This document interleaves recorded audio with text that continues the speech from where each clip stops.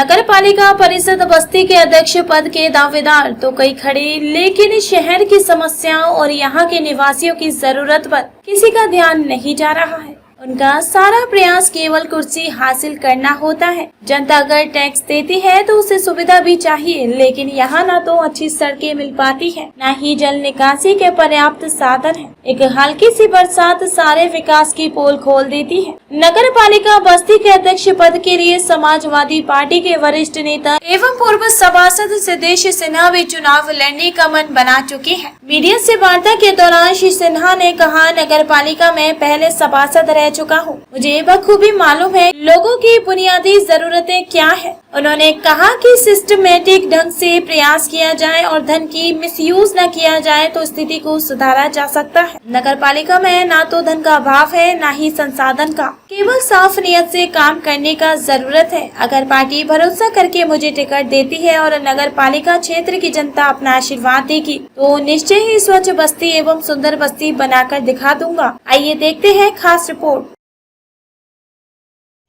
नगर पालिका का चुनाव नजदीक आ गया है और आप भी जो है एक प्रत्याशी के रूप में जाने जा रहे हैं। बस्ती की जनता आपसे उम्मीद भी करती है, तो यदि पार्टी ने अवसर दिया तो आपकी प्राथमिकता क्या होगी? समाजवादी पार्टी ने अगर मुझको अवसर दिया तो निश्चित रूप से बस्ती जनपद में हमारे गठबंधन के साथ 4 विधायक चुनाव जीते हैं। इन लोगों ने अपने 8 माह के कार्यकाल में जनता के बीच में जाकर के काम किया है। इसका तो मुझे लाभ मिलेगा ही मिलेगा। चूंकि मैं नगर पालिका का पूर्व सभासद भी रह चुका हुआ हूँ, तो नगर पालिका को मैं बेहतर रूप से जानता हूँ कि नगर पालिका को की आवश्यकता क्या है। आज की तारीख में भारतीय जनता पार्टी की जब से सरकार आई है तो गृह कर से लेकर के जलकर तक में जितनी तेजी से बढ़ोतरी की गई है और सुविधाएं कम कर दी गई हैं। मैं अगर बैठा कुर्सी पे तो निश्चित रूप से सबसे पहले कदम मेरा इस पर चलेगा कि हम जनता को सुविधा अधिक दें और उनका शोषण न करें। हमारे वहां दूसरी जो सबसे बड़ी समस्या है वो बरसात के दिनों में हो या अन्यथा अन्य दिनों में हो, नाली से बजबजाते हुए नाली के कीड़े और डेंगू ऐसे प्रकोप से हम उबर नहीं पा रहे हैं। हमें सीवर लाइन की सबसे ज्यादा आवश्यकता है। इस शहर को सीवर लाइन से भी जोड़ने का मेरा प्रयास रहेगा। आपने देखा होगा कि पूरे शहर में जगह जगह बिजली के तार खुले हुए आए दिन दुर्घटना हो रही है। अगर जनता का आम जन का सहयोग मिला तो निश्चित रूप से इसको अंडरग्राउंड कराऊंगा और अनवरत रूप से उन नगर पालिका के कर्मचारियों को भी आश्वस्त करना चाहता हूं जो कर्मचारी आउटसोर्सिंग के माध्यम से हमारे सफाई कर्मी हैं, हमारे कर्मचारी हैं, जिनको नियमित वेतन नहीं मिल पा रहा है। 7 माह से उनको अभी तक वेतन नहीं मिला है। यहाँ तक कि पीवीएफ का पैसा भी नगर पालिका ने खा लिया। इन सभी चीजों पर मेरा प्रयास रहेगा और एक पारदर्शी रूप से मैं नगर पालिका को चलाने का प्रयास करूंगा। हमारे 25 अगर सम्मानित सभासद नगर पालिका में आते हैं तो उसके साथ ही साथ मेरा यह प्रयास रहेगा कि शहर के 25 लोगों के सहयोग में 250 वो बुद्धिजीवी लोग भी नगर पालिका को अपना सुझाव दें कि जो समाज में काम करते हैं, जैसे आप पत्रकार बंधु हो, डॉक्टर हो, आर्किटेक्ट हो, जो शहर को खूबसूरत बनाने के लिए मेरा एक ही लक्ष्य है, स्वस्थ बस्ती, सुंदर बस्ती, स्वच्छ बस्ती। हम तीनों चीजों को लेकर के चल रहे हैं और निश्चित रूप से अगर जनता ने मुझको अपना सहयोग दिया, अगर मैं इस जगह पे पहुंचा तो नगर पालिका को कायाकल्प करने का पूरा प्रयास करूंगा।